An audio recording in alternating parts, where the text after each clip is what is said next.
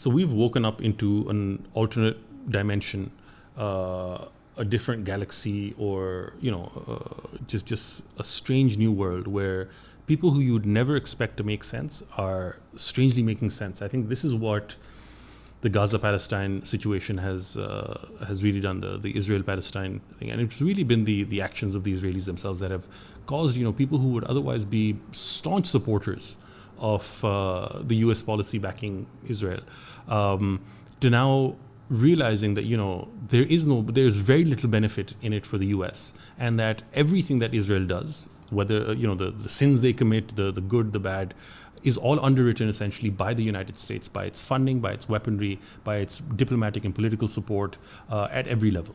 And that this is something that really harms U.S. foreign policy. So people like Marjorie Taylor Greene, people like Tucker Carlson, a number of others, really the MAGA base, if you will, are questioning the Trump administration's support, unconditional support really, for Netanyahu. And I think they're pinpointing Netanyahu specifically, right? Realizing that, a lot of what he's doing, whether it's Gaza or Iran or Yemen, is self-serving. It's there to prolong him being in office, because once he's out of office, he is, liable to prosecution for corruption charges and for a number of, abuse of power related issues. And he's, hanging in there by a thread. I think he has a one-vote majority at the moment.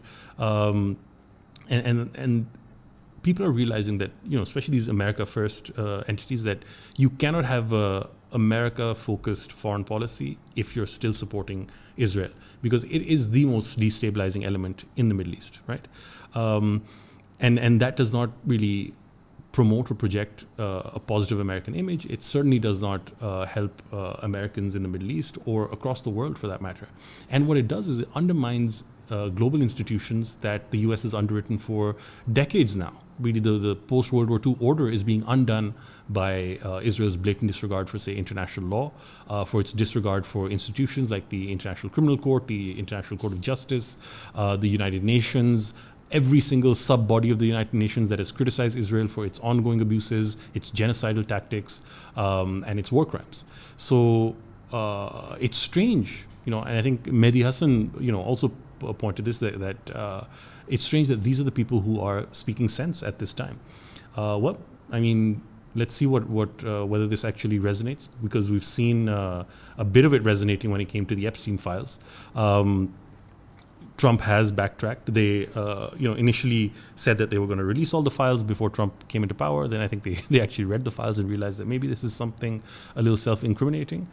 So now so then decided not to release the files. And then what happened was that the MAGA base said, no, this was a commitment you made to us. Now adhere to, the promises that you made.